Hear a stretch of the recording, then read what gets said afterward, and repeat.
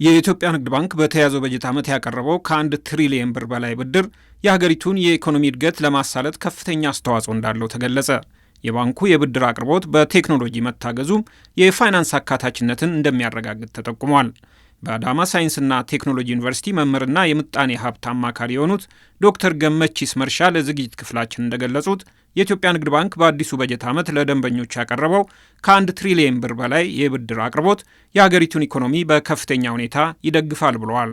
ባንኩ ከትላልቅ ኢንዱስትሪ ተቋማት ጀምሮ በግለሰብ ደረጃ ለሚንቀሳቀሱ አነስተኛ ኢንቨስትመንት ስራዎች ከፍተኛ መጠን ያለው ገንዘብ ለብድር ማመቻቸቱ የዜጎች ምርታማነት እንደሚያሳድግም ነው ዶክተር ገመቺስ የተናገሩት። ሐዋሳ በላ ብረጋ ሐዋሳ በላ ብረ የሮገው ኢኮኖሚ በላሶች ወሱ ደንዳ ሁሉም ማህበረሰብ ጋር ተደራሽ ሲሆን ሰፊ ኢኮኖሚ ያንቀሳቅሳል። የኢኮኖሚ እድገት የሚመጣው ጥቃቅን ሴክተሮችን በመደገፍ ጭምር ነው።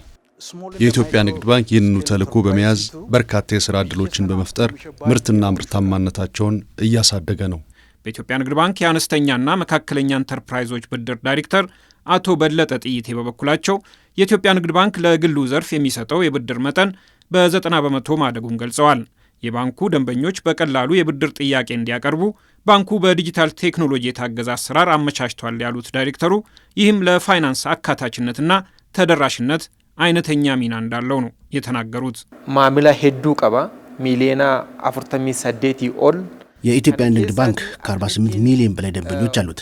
ደንበኞቹ በአካል ማቅረብ ሳይጠበቅባቸው በዲጂታል ቴክኖሎጂ በመታገዝ የብድር ጥያቄያቸውን እንዲያቀርቡ እየተሰራ ነው። በዚህም በቀላሉ ሁሉም ጋር ተደራሽ መሆን ይቻላል። የኢትዮጵያ ንግድ ባንክ በተያዘው በጀት ዓመት 1.1 ትሪሊየን ብር ለደንበኞቹ የብድር አገልግሎት ማቅረቡንና ከ790 ቢሊየን ብር በላይ ከብድር ተመላሽ ለማሰባሰብ ማቀዱን ሰሞኑን ባካሄደው ዓመታዊ የሥራ አፈጻጸም ጉባኤ ላይ ይፋ ማድረጉ ይታወሳል።